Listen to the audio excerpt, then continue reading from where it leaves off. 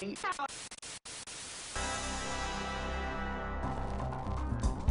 episode of Vic's Basement is brought to you by EB Games. Support us by buying your video games at EB Games. Welcome to my basement, everybody, especially you, Hey! Tommy Tallarico. Wow, it's been a while. I know. How are you It's doing? been great. I'm fantastic. I'm so excited to be with you finally again. I know. Our crafts. Touch them up. Our pet. Oh. Boop. Oh, I thought you wanted to do that with our wieners. No, that would be weird. Again. We'll do that off camera. Okay. Okay. We've been in a bath together. Oh, it's true story. Yeah. Time to show the clip. No. And it was a bath in Las Vegas. Yeah. The city of debauchery. You know what happened after you left when, and this still continues, ideas are proposed for where we should shoot Reviews on the Run. We've got the Reviews on the Run mic flags for anybody that just is watching the podcast and doesn't know what we do, but we've done a lot of television together and we continued making a lot of TV at our company. But people say, why don't we try shooting here or try shooting there? And it's like, did that. Okay, I got a crazy idea. Yeah. Why don't we shoot in a bathtub? Yeah, done it. Done that. Why don't you shoot in a meat freezer? Done it. Yeah. It's pretty good. We have a long and storied history, and I thought this would be. We're at E3 right now, shooting this in the shade. 20 years. And because are we that old? We're that old, and it was 20 years ago that we met. I know. Well, and I do have to say though, you have more gray hair than me. Yeah, I know, and I know you would point that out. And well, I gotta say, Grecian formula is working great for you. It's this new stuff. It's not Grecian, but it's the new stuff. It's darkest brown. Oh, that's the one I use. Oh, really? Yeah, darkest brown. You know what sucks though is when you find your first gray ball hair. Yeah. Have you done that yet? No comment. Okay. But I have flecked out a gray nose hair. Yeah. That's you don't want to do that because the you tear up, but for two reasons. Yeah. It's not just the fact that it hurts like a bitch. Can I say bitch on your show? Yeah, it's a podcast. Okay, so, but we're gonna put this on TV too. You're gonna put me on television, maybe? Please, can I get my one shot? You'll be on TV again, but it'll probably be just like without bitch. It'll be one word. Right. Hi. Yeah. Hi. Okay, done. Go to commercial. We couldn't save anything else. So, do you still like video games live? I fucking hate you, and I hate the show, and why am I even fucking here? Is it still fun? You've done it for a long time now. It's 13 years. Unbelievable. And I got to say, like the show we did last night, we had 14 world premieres. Yeah. We had 25 special guests on stage, guest conductors. And so every year I reinvent the show. Yeah. And that's what keeps it fun and exciting for me is that it's different every time. So yeah, if I was playing One Winged Angel for the 350th time, I'd probably be pretty bummed and want to slip my wrist at this point. But no, we just did the world premiere of League of Legends, for example. Okay. Huge game. Right. And we're doing 3 weeks in China. Wow. And in August, and we're bringing League of Legends there. Can you imagine? We're playing 25,000 seat stadiums. Wow. And League of Legends, and they love Dota. So they're going to be having tournaments, and you're going to have the music at the same time? No, it's just our music. Just the music. Yeah, wow. just our show. We played 20,000 people in China. Unbelievable, man. Beijing, Shanghai, Guangzhou. It's unbelievable. So you've toured the world a few times now. 10 times. With the music all over the world. Yeah. And you get a little bit of time in each of these cities and each of these countries. I make sure I put that in because it wouldn't be fun if you just go in, go out. If I'm going to travel 20 hours on a plane to get to China, I better be hugging a panda bear. Insert panda bear, Tommy hugging panda bear picture here. So what is your favorite destination, or what was your biggest surprise with where you've been so far on this global tour? That's a great question. You know, actually, for the Kickstarter we just did, I spent a week in Prague recording there. That's a beautiful city. Yeah, it is. We went to, but I mean, the most fun I think for us is when we play down in Brazil. Yeah. And in Chile, down in South America, we play Brazil, Chile, Peru, Argentina, and the people down there, especially the gamers, are just on a whole different level of passion. Of passion. Right. They love. Getting this, you spit on my microphone. I don't know what the hell that was. What the hell are you doing? All right. It's your gray ball hair. Oh, I missed him.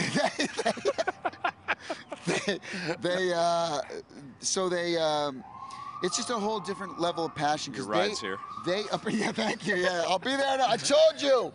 I told my parole officer. He gave me till 1:30. It's only 1:20 now. 10 minutes, asshole. Okay. No, you know what it is? It's the passion. They appreciate the fact because they don't get stuff like this down where, except for us. Legally, it's true. Yeah. But we played Mexico last month. Yep. It's a 25,000-seat baseball stadium. Oh my God! Sold out. Oh my God! I mean, it was, and it wasn't even Mexico City. It was Monterrey, Mexico. Wow. So not even the biggest city, but like the second or the third biggest city. So it's pretty shocking that so many people around the world love it. Which everybody. Oh, Dubai. To answer your question, Dubai. Yeah. We've played Dubai the last couple years, and when we go to Dubai, talk about interesting places, interesting cultures. Again, I spent a week there. They treat you like a king. Yeah. That to me so far has been the most interesting place we've toured, where the people and the. Have you been in Dubai yet? No, I've never been. Dude. We were talking just a few earlier before we went on camera. We were saying about all the places we've been. Yeah. Me and you, I'll arrange the flight too. They'll pay for it. I'm serious. You know the king and queen of Dubai. They're personal friends. I stay at their hacienda. They give me their Ferrari for the week. It's unbelievable. There's more Ferraris in Dubai than the rest of the world combined. I know. I'm in doggy heaven, right? So, but me and you could shoot a whole month of shows in Dubai. Okay. At the Burj Khalifa, the Do you want to come, Alistair? 7-star hotel. Alistair wants to come and shoot this. Okay. Ferrari World, the tallest building in the world. I mean, there's so many Ferrari things. World. It's called Ferrari World. It's the Disneyland. It's the world's fastest roller coaster. You go 0 to 240 kilometers in 3 seconds. Oh my God! You put a thing on. You're trying not to pass out. It's unbelievable. But the whole thing is Ferrari. It's Disneyland, but everything's Ferrari branded. That's incredible. It's unbelievable. That's incredible. We'll shoot at the Abu Dhabi F1 Formula track. Okay. We could do some good stuff there. Listen. You get the tickets sorted out, we'll do that. That is Reviews on the Run. And that's really on the run. And that's the reason why, when you say, where's Tommy? That's why he's not here. That's what he's been doing. That's been right. In a different city, different country. Every month. It's true. Well, that is absolutely Literally true, right? Literally true, yeah. So, and we kept going on with the shows and shooting a lot more shows. Well, I'd like to make more guest appearances. If I know. I want to go on record and say, I know. I'll be at Comic-Con next month. Let's do a review. All right. I'm here at E3. Comic-Con. Let's do it. You're back on the show in Comic-Con. Hey, you heard it. He's got to do it now. You're going to do it. Scott's not allowed at Comic-Con. No, Scott can. What are you talking? Scott can come to Comic-Con. He kept saying Batman. Oh. And we kept shooting this thing. He said Batman 75 times. I said, you're not coming back to Comic-Con. You know what I'd like to do? I'd like to review a game with Scott. Yeah. I think that would be an interesting dynamic. We may get a 0.5 out of the both of you. Yeah, That'd exactly. be amazing. Yeah, well, but yeah, we'll shoot there for sure. But I also wanted to kind of talk about 20 years in this business. Jeez. Well, more for you. Yeah. Really started 20 years ago for me, but right. We met at the first E3. And right within 100 feet of where we're standing, we met for the first time. I didn't want to be rude and say your name incorrectly, so I asked you if it was. How do you say your name, you man? You didn't know my last name. Shut up. I knew it from the magazines. Okay. You and Dave Perry were the two guys that I knew in this business. But what have you seen? What's different now? I mean, you obviously have seen this industry evolve from the point of view of production. Well, in the last TV and from working with all these publishers to create these musical scores. Well, I mean, I got to hand it to you because when we first met here 20 years ago, the first E3 ever, you were the only guy. Seriously. Yeah. It's true. Maybe there was one other dude. Yeah. But you were the only guy who was going around asking questions, finding out, bringing a camera, interviewing people, and everybody thought you were crazy, and that's when you know you have a great idea. Yeah. That's the same with Video Games Live. They're like, symphony, music, who the hell would go to that? Yeah. Yeah. And so that's the cool thing is that you had a vision, you were ahead of your time, you were the first guy out here. And so for me, one of the biggest things, and I know you see it as well, but one of the biggest things that you see different and has changed over 20 years is that now I just recently saw the press list for E3. Yeah. 5,000 people were on that press list. 5,000 people. That's amazing. And so it went from 1 or 2 guys to 5,000, and you were one of those 2 guys. So that tells you the vision that you had. So that's a big change. The industry, though, the change that I really see, it's funny because it's really come full circle.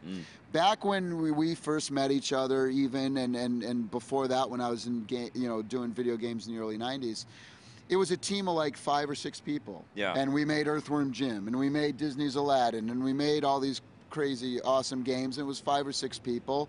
It was, and then in the going into the new millennium, you had, EA had teams of 400 people, and they're spending $40 million. Assassin's Creed team is global, and there's 1,000 people working on and this. And they're doing the cinematics in China, and the programming's in India, and they're doing 3D renderings in Poland, and it's this huge thing. The great thing about mobile phones and mobile gaming and Xbox Live and the PlayStation Network is now groups of 5 and 6 guys, indie studios, can now make games again, and that's where the true innovation is in these games, and they're making enough money to sustain themselves. And there's thousands of these little developers.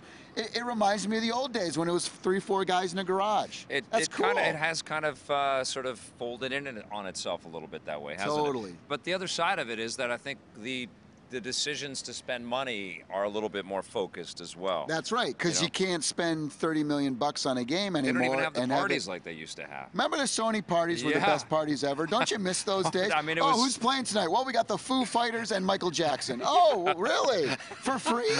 Yeah, and here, we're going to give you a $200 solar backpack on your way out. Really? Does it have a jetpack as well? That's next year. I mean, it's really that insane, the parties they used to throw. Remember the one year they wouldn't have to pack any clothes. You just leave with a whole outfit from every party. I remember going to an E3 Sony party with you. Yeah. And I think we saw Michael Jackson there. That was the first one. Right. E3 '95. But I also remember going to another one, and there were these like S&M pornographic performance artists. I don't know what you call. Shall we say that? Yes. They were like these kind of super weird gothy, and they were doing all this like S&M contortionism. Okay, yeah. And Victor Lucas watching that is the most hilarious thing you've ever seen. I've never seen someone more uncomfortable in watching these S&M contortionists. And I'm laughing my ass off because I think it's the funniest thing in the world, watching him being uncomfortable watching the contortion. So we need to bring those days back. There were many kind of strip show type moments where I felt uncomfortable, sort of. It just felt a little too weird to have this very un-Canadian. Well, and also we have this show that's all about elaborate interactive entertainment and lots of kid stuff, and then the parties are all. I don't know if I ever showed you this or not, but this is because of you. What do you got? Oh, you got your Canadian. This is my Canadian citizenship. That is amazing, man. So Victor's like, hey, you got to get your Canadian citizenship so that we can help,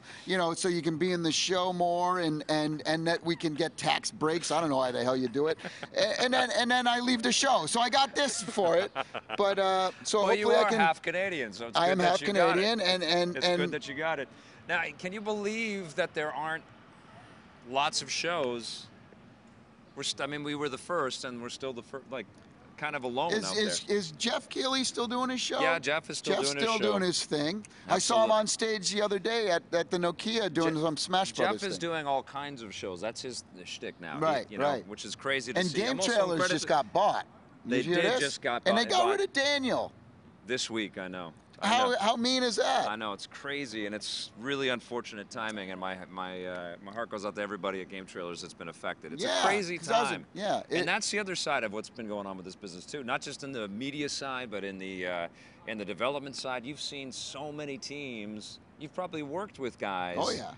That are maybe with 5 people now trying to build little mini things, right? But it's working. That's the good news, is that people are able to still stay in the industry and sustain this thing. And the best part is they get to call all their own shots now. Right. So, I mean, I've worked on some video you're an games. advocate for some of this change. Oh, love it. You think that it's a good thing that there's been some sort of constriction? You know, I love AAA games, don't get me wrong. And I think they're always going to be there. You know, I always going to think you're going to have your AAA games, which are going to be great. Yeah. But I love now the diversification where all the creativity and the ingenious gameplay and stuff is in these little moments, these little pocket of, you know, hey, let's play it for 5 minutes every couple days or 5 minutes a day kind of gaming experiences is cool, and it opens up the market to more people, which is always a good thing.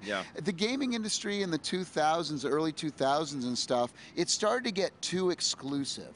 You know, like my dad couldn't sit down and say, hey Dad, you want to play Halo? He couldn't even take up the controller because it was so, you know, it's not simple. The great thing about mobile gaming is that it goes back to simplicity, which is so important and something that you know, it's losing. The only thing that I don't like about it, and this is something that speaks to too much. Well, there's too much, many games, but they're also borrowing or outright ripping off established concepts. That's true. And there isn't enough sort of curation of the older content from a lot of these publishers. Is he going to start using big words again? Because I don't know what the hell he's talking about. Curation? Well, what is it, a fucking museum? What's going on here? Well, they're just not sort of taking that archive and saying, let's expose these old classics to these people because they're buying the wrong games, you know? And we all know what they are. I mean, I played enough dual-stick shooters on my iPhone or my Vita even, but I'm still not playing a Robotron game, you know, and nobody knows who Eugene Jarvis is anymore. And that's the kind of I sound like a grumpy old man, but I feel like there's lots of ripping off of fantastic concepts and not enough, you know, appreciation for the old stuff, or it's too hard to get the old stuff in a legal way. You have to go and download the ROM somehow, you know. And I wish that wasn't happening. And even in Nintendo's case, you know, Nintendo has their virtual console. I wish that they would just say, here's a you mean virtually no one buys it? Is that what that means? Well, the virtual console? I wish that they would have those old games with a Bluetooth controller that work with iOS or Android, and you could access this virtual console and play some of those classic games on mobile devices. I just wish they had digital audio. Right. You're still talking about this. 20 years later. Still waiting. Still waiting. Can we get better than stereo? No, not yet. It's well, really? Damn it.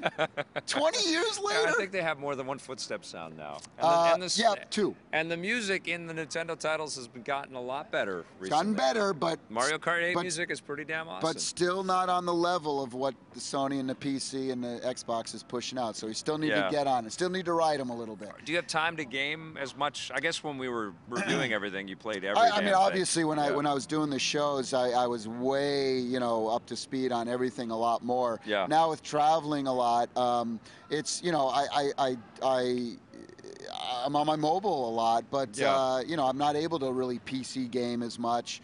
But I still love the Sony. I still lean towards the Sony. My favorite games of all time, you're talking about Shadow of the Colossus, you know, God of War, Uncharted, The Last of Us, Beyond Two Souls. Those are the type of games I love the most. You love Beyond Two Souls, huh? I like that. You didn't like it? I didn't review it, so I haven't played it yet. I really liked it a lot because, again, it was it was from what, the Dream, the French company. Yes, I forget his name right now. David Cage. And so, and we always liked their games because they were so different and so cinematic. The gameplay is simplistic, but again, that's what I love about it. So it seems like all the games that I love the most keep coming out on the PlayStation. You always kind of harped on the industry for a lot of this stuff too. You used to bring up your dad all the time in your reviews, saying it's too complicated. There's too many buttons.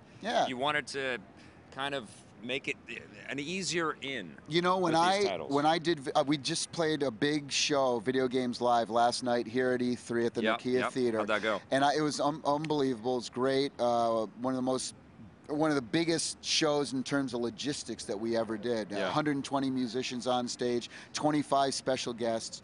but I had Alexei Pajitnov on stage from Tetris. From Tetris, the creator of Tetris, and he was with Hank Rogers, the guy who brought Tetris to the world, and they're celebrating 30th anniversary of Tetris. So talking about what we're just talking about here is that Tetris is a great example. Yeah. Here it is, 30 years later, and Hank said it on stage last night. He goes, you know, we sold 32 million copies on the Game Boy of Tetris, but he goes, mobile downloads, 435 million. Wow. And, it's a new world. And it's Tetris, and it's simple, and it's 30 years later, and people are still playing it. Hello, industry! I'm shouting at, for those who can't see, I'm shouting at the E3 building convention. Hello!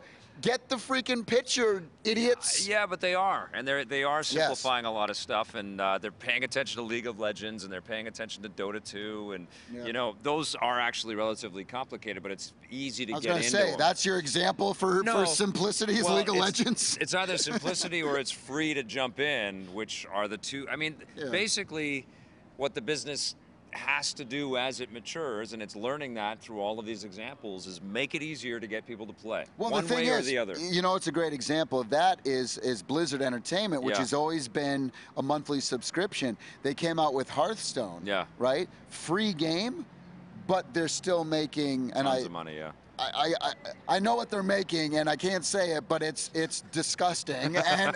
But that's the thing. So even though you give the game away for free, I play games on my phone, and it's so funny because the attitude you have, my attitude anyway, yours I'm sure is different, but with me it's like, I'm not buying this game. I'm going to keep playing it for free. And I'm like, oh my God, it's going to take me a month to get that next car. Okay, fine, I'll give you your $2, you jerks. It's like, but I'm getting like hundreds of hours of gameplay for free, and I'm still mad about it. Well, my problem I got to pay $2. My problem with free-to-play, it's not fair. And I talk about it on the podcast all the time, is that you can't really get mad at the game. You have no excuse. Exactly. You're playing it for free. Son of a... So that removes a big chunk of progression in the medium. Because you know, like we're not moving forward because it's just serving you. It's just, you know, it's not like you can criticize the game, put it down, and look to the next thing. It's like, well, I got no choice here. I got it for free. I can't complain about anything. You can't complain. And I don't like that. The other side. You like to complain. Well, that's my job. I like to have some like tangible criticism that helps to improve and move us forward, rather than it just be it was cheap the way that they gave me you know, extra cars. It cost too much money, or I didn't earn them fast enough. Like, that's not really you got it for free. I know, right? You know, so the other side of it is I like to feel like there's an actual tangible value for people's creative work. And free-to-play also takes that away, too. Well, but it doesn't, though, because they make a lot of money in the back end, and ad revenue, too. But even if the game's crappy and they never even have upgrades. I mean, again, look at King. Look at King, Candy Crush Saga. I mean, it is you know, you can respect how much money. Don't feel sorry for him, is what I'm saying. But I'm not. But the other side of it is I don't, and we're so aware of these overt business plays. Those also piss me off too. I don't want to be thinking. Here's what I don't want to be doing. Angry in his old age. Well, I don't want to be pressing a game to start the game up and be like suspicious of it. Right. You know, when are you going to screw me, game? Well, but this is the thing. Like, when are you going to stick the needle into me? But see, that's what I'm saying. That's why it's so great, though, because it's so diverse now. It wasn't diverse 10, 15 years ago. There was only one way. You got a cartridge on your Genesis, and that's what you got. Yeah, and there's $60 because it's magic. Right. And it's magic sauce to make this. And then we got massively multiplayer, and then we got online, then we got monthly subscription. So that's the cool thing is no matter what you're into, if you're a cheap son of a bitch like you, I'm not cheap. No, you're not cheap. You're not cheap. I'll tell you, he spends more money on games than anyone I know. But whatever you're into, if you are, you know, don't want to spend money, there's entertainment. If you like monthly subscription, want to build a world and a character, there's that. If you just want to buy a game, a AAA game, and play it by yourself, you can do that too. So that's what I love. There is a lot of diversity. And I guess we could say, and I do, because I worry about the health of the industry and the acceptance. I mean, that's why I started this show. You know, I want more people to know about it, and I guess that's happening but they're not playing the games I want them to play. You know, they're not playing Assassin's Creed or Far Cry or Batman. You know. Well, because they beat the shit out of it too much. That's the problem. They come out with too many. Look at Guitar Hero. Yeah. Right. Let's come out with 3 a year. Yeah. Great job, Activision. Good job. How'd that work out for you? Well, it did work out well because they got a mountain of money. They got $1 billion, but then they killed the look genre. Look at Harmonix, those poor guys. Well, hey, Fantasia Music Evolved's a great game. It is, but they just laid off a big chunk of people because they killed Connect. Right. You know, basically a month ago. They kind of did. It's strange. There's too much. But how can we, we can't complain about free-to-play games. How can we complain about there being too much choice? Exactly. Really? I mean, look at Disney's Infinity. So how can I've got to stop complaining, is what you're telling me. Well, stop whining. Just accept that we're changing. It's again, the more that's out there, the better, right? It's like politics, you know. If we only have 1 or 2 parties, it sucks. We want to expand it. We want to get 7 or 8 different But don't views. you feel, as a lifetime gamer, that the best experiences are the PC to the console type stuff? Don't you feel like those are the ones that you walk away, you dream about, you think about? For me, it's the console stuff. I've always been a console fan, as you know. Me too. And I don't think they're ever going away. I certainly hope they don't. Yeah. I think one of them might, but I think competition's good. To me, that's it. But that's our age group, though. Right. We grew up on Intellivision, Atari, the progression of the NES, the Super Nintendo. Ixnay on the age. But younger people. Yeah, I know. This is how they're playing video games on their iPads. I know. That's their NES. Yeah. Is the iPad and stuff. So the industry's going to shift. It's not. It's like boy, I really liked albums, and you could see the art, and it. You know what? Young people don't give a crap. They don't care about CDs. All they care about is skateboarding. Yeah. Here they go now. Right through our chute. How would you rate this E3? You've been to most of them, right? It's smaller. Yeah. I've been to all 20 E3s. Have you been to all 20? Yeah, everyone. Never missed a single one. High five. Like you. Rock on. Not too many people can say that. Nope. It seems a little more condensed. There's a lot of empty space that I'm seeing. Yeah. And the reality is because a lot of independent developers can't afford $500,000 booths. And the publishers can't afford $5 million or $50 million games anymore. But why that's good is because they can't afford all the big sound systems now. Yeah. So it's a lot quieter this year. That's good. Yeah. But E3 went away for a couple years, and then it's coming back, so it's starting to build again. There was no big hardware thing. Oh, the Oculus was kind of neat, but I thought that it was more focused. Here we are, year 2 in the cycle. Yep. Now we're starting to see the Xbox One and the PlayStation 4 now people are starting to unlock the secrets. Yeah. Always a good thing. By next year, we'll really be blown away. Hey, did you see Last Guardian at all? I haven't seen it. Was not there. They never talked about it. All they did was refute the claims that it is canceled. Good. And then they didn't show it. So Lost Guardian is the guy who made Eco and Shadow of the Colossus. This is his next big game. Everybody knows. Well, it's going to be awesome. Yeah, maybe lots of people don't know. Are you playing any of Fumito Ueda's game music in Video Games Live? Yeah, we play Shadow of the Colossus. You do? Played it last night. That's amazing. Yeah. That's awesome. Yeah, the reaction is through the roof for that kind of stuff? The beautiful thing about it is, of course, a lot of hardcore gamers go to Video Games Live. Yeah. And so when you play a game like Beyond Good and Evil in our show or Shadow of the Colossus, we play stuff like Cave Story or Journey. Yeah. When you play stuff like that. Very respectful. And they go nuts because it's like, dudes, calling out the indie games. We love it. Yeah, that's cool. Yes. That's cool. So we always put 1 or 2 curveballs in there that people would never expect. Here's what else is happening in our business right now. John Carmack is being sued. Oh, is he being sued by who? Bethesda? Why? No, not John Carmack. Oculus is being sued by Bethesda because Carmack used to work at id. Yeah. And now he works at Oculus. So he was developing it while he was doing the Kickstarter or something? Well, and there were all kinds of promises that games were going to go onto the Oculus, and the Oculus isn't going to be working with. Ouch. So there's that, and then the other big thing is Marty having to sue Marty O'Donnell, having to sue his former employers, Bungie, and I know you're a good friend with Marty. I know the whole. I'll tell you. And what do you think of this whole thing? What's going on? I'll tell you an interesting story. I've never said this publicly, but I was actually on the phone with Marty when it happened. Oh my God. Oh my God. Because we were talking about, I was playing a show in Seattle. Wow. A month ago. Yeah. And he's like, and I was on the phone with him, and then he says, "Oh, Tommy, can I call you back?" Yeah. And then 20 minutes later, he's in his car with his shit packed, and he's like, "I just got fired from Bungie. You're the first person who knows this." Oh my God. And so that was crazy. I can't really go into it from a quote standpoint, because it's a legal thing now, and I might actually, because the video game's live, there might be some implications where I might be called to the stand. Yeah. But anyway, so how bizarre though, huh? It is a big business, so and there's I can't comment because I know it's going on both sides, and I can't say. But it sucks, you know. But anyway.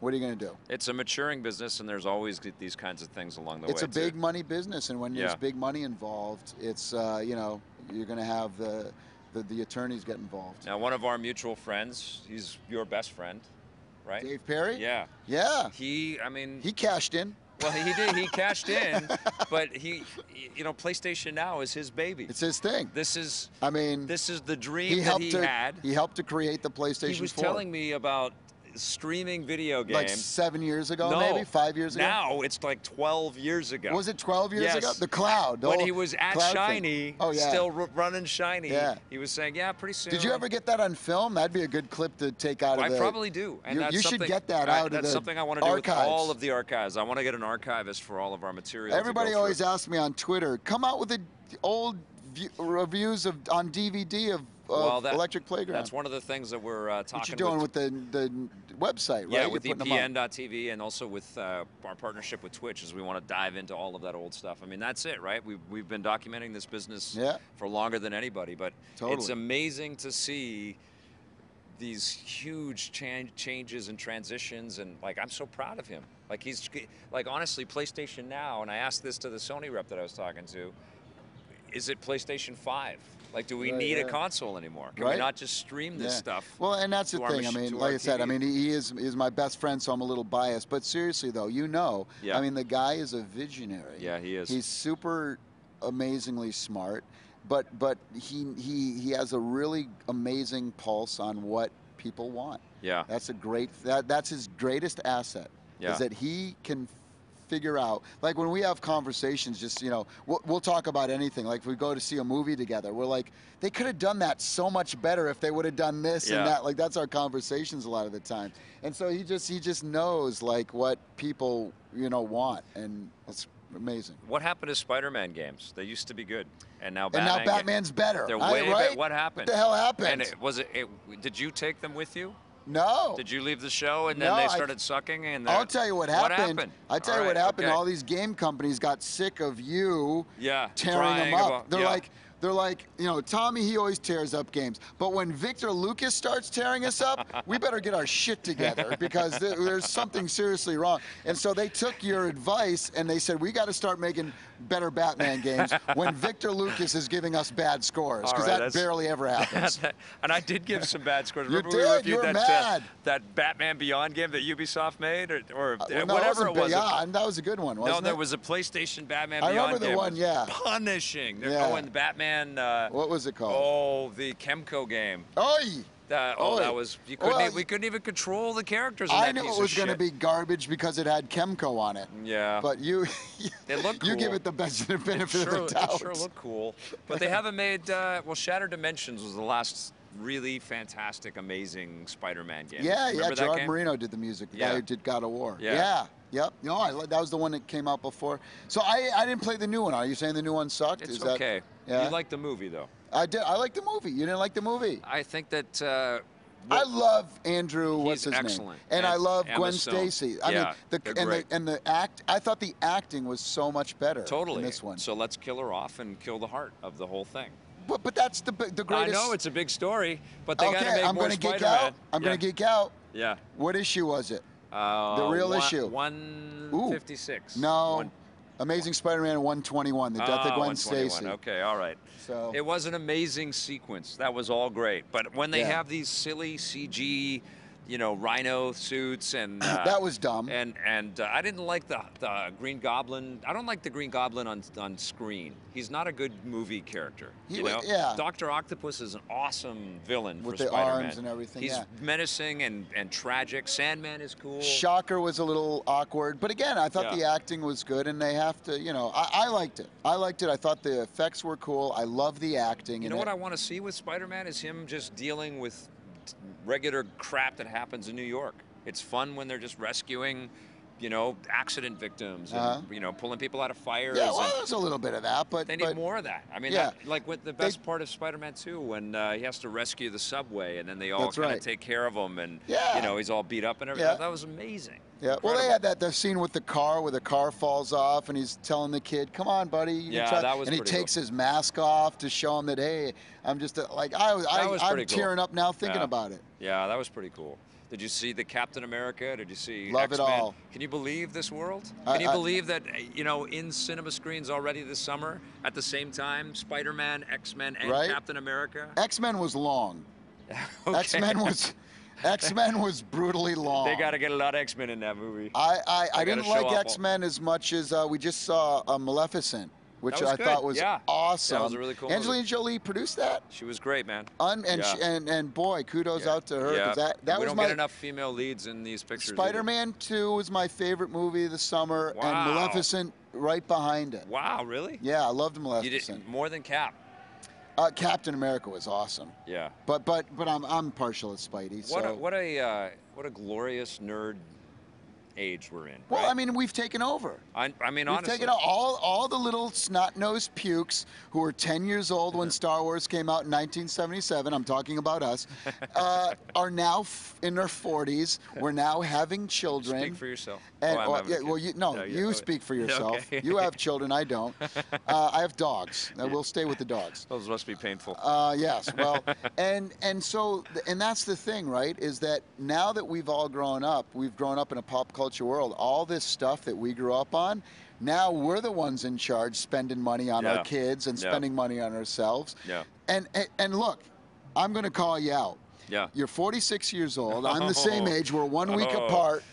And you still buy action figures. Oh, I love them. How great is this? I love them, yeah. And I do too. I just bought a new R2-D2 last week. I've gone to Hot Toys though. I've got the Hot Toys addiction. Oh, that's good. Because it's got all the Japan stuff too. But I don't. So I don't buy the little ones because that's what justifies the exorbitant price. Right. That I pay. I don't buy the little ones. If you're gonna buy an R2-D2, it better be life size. His head spinning around like the chick from Exorcist. It's really crazy because these are the things that all of it. You know what I just bought? What? This is cool. I bought it off what's that website? That Think Geek. Yeah. Okay. Coolest thing I got. It's an R2-D2. Yes. And he fits in your cup holder, just like you would on an X-Wing. Okay.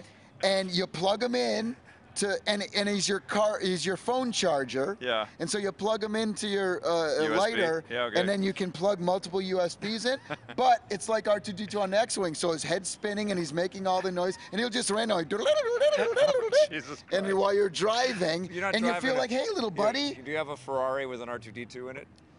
Is that what you're it's gonna, true. You're gonna say that, right? No, actually I don't, because Ferraris don't have cup holders. Okay. It's true. So you bought the thing and then you bought a car with a cup holder. No, I bought a car so that I could put the R2-D2 cup holder in. Crazy shit. That's not awesome. true. I'm being... So what are you playing? What do you love?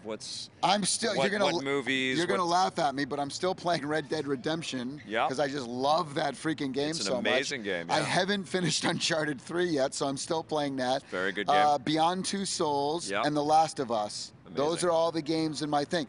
You want to know what's funny is I have a PlayStation 4. Yeah. And I have a whole bunch of games that are in the shrink wrap still because I haven't played Assassin's Creed 4 yet. Right. And I've heard so many mixed reviews on it. No, it's an excellent game, but it's going to take you forever. That's what I heard, yeah, right? So massive. that's the thing. You got to play. You got to See, we're busy guys. It's tough for us to play games. I need to be on a TV show so I can play it for work. Yeah, you got to be up to speed with all this stuff. So we have to pick our battles. We got to make sure. So maybe we'll have a superhero catch-up talk at Comic-Con. That'd be cool. Yeah. How about as long as we can review one really crappy game, I'll be happy. We will do that. Absolutely. Excellent. Yeah, the Spider-Man Or at least a game that you like and I hate. Okay, we can make that happen. That's always fun entertainment. All right, tell everybody about the upcoming North American dates for Video Well, Games we got worldwide dates, but North America. Actually, worldwide. Yeah, no, we got. We just announced 60 shows around the world over the next year. We're everywhere from multiple shows in China, Mexico, South America. We're all over Europe. We're in South Africa. We're in Istanbul, Turkey, for Christ's sake. We're all over Europe, Sweden, the Netherlands, Belgium, Is there Italy. a place that calls to have the show and you're like, no way, I'm not going there? No, that hasn't. Really? If it would have been the Middle East. Yeah. But like Dubai calls me up, like, hey, we'll give you a Ferrari for a week. I'm like, I'm so there. So we've been playing really Dubai. did that? Yeah, we've been playing Dubai the last 3 years. I get a Ferrari for the week. Oh my God. And so the. So we're in Dubai, we're in the Middle East, we're in all over Europe, but U.S. and Canada. We're in New York City, we're on Broadway, we're at Baltimore Symphony, we're at Comic-Con in San Diego. Canada, of course, we always love Canada. Yep. We've announced 5 dates already in Canada, Calgary, Edmonton, Toronto, Montreal, and Ottawa. I know you're saying, where's Vancouver? Yeah. We're working on expanding those dates. But right now we got 5 on sale for Canada. But we're all over the U.S., all over, everywhere. VideoGamesLive.com. Join us on Facebook. We give away tons of stuff on Facebook. Last night, we gave away $15,000 worth of video game soundtracks. Wow. So it was $5,000 worth. Yeah. And we gave it away to 3 people on our Facebook page last night. Unreal. Yeah. Unreal Soundtrack was one of them. Yeah, yes. and you've got the Video Games Live Kickstarter for the concert movie. That's going to be out soon right? Well, the Video Games Live Kickstarter that we did last year, it was the 3rd highest grossing Kickstarter album ever in the history of Kickstarter. Okay. And so we did that. It was super successful. It came out on time. Did you see the release date? February 18th. Oh, there you are. It was my birthday. Okay, cool. We're a week apart. All right. February 11th, right here. Okay. For Vic. Yeah, you want to tell him any more personal information about me? Send him Star Wars shoes, okay. slippers. He loves it. It'll match his slippers he's wearing right now. All right. He's wearing these like slipper things. Yeah, things. you're still wearing your Spider-Man shoes from like 10 years ago. Red shoes. No, these are new model. Look, I even got, look. You got his Tommy on the back of I got, and Tallarico on the other side. Your mom taught you well. Yeah, you know. Hi, Tommy's mom. So you don't lose your shoes. Exactly. So there you go. He's got slippers on, Star Wars slippers. He's hardcore. What are you looking forward to? I'm looking forward to San Diego Comic-Con, being on the show, reviewing a game with you. You really miss me, don't you? That's what I'm telling you. I know. I got it on film. I feel it. He can't go back now. You're going to be on the show. If this doesn't happen at Comic-Con, your Twitter is going to blow up. You're on the show. Because I'm going to get everybody to. I still do. Do you? Because people every day. That's why I don't put you on the show, because then you're going to go on a tour. You're going to be in Istanbul. That's right. And everybody's going to go, "Where's Tom?" We've gone with a decade of "Where's Tommy?" No, the thing is that you should. in Toronto, he doesn't even work with me, but he has people walking up to him going, "Where's Tommy?" You got it. What you got to do is come on the road with me. We'll do reviews on the runs from Istanbul, Turkey. I'm a father, and we make 2 daily shows. Bring the family. Bring Marcy and bring everybody. Bring Ruby and Marcy on the tour. Come on. All right. Okay. We got to make that happen. All right. As long as we all get Ferraris. You can't. I need a little Ferrari for Ruby. What are you gonna do with the Ferrari? Do you still not have your driver's license? No. 46-year-old man doesn't drive his driver's license. I have a lot of cool action figures. figures. Not because he gets. And I have 2 TV shows. It's not because he's a big famous star and he's driving around in limousines. The guy just doesn't have his license. No, it's poor. It's poor planning. I like your first explanation better. Yeah, well, that's happened sometime. Driving around in limousines. No, he's just lazy.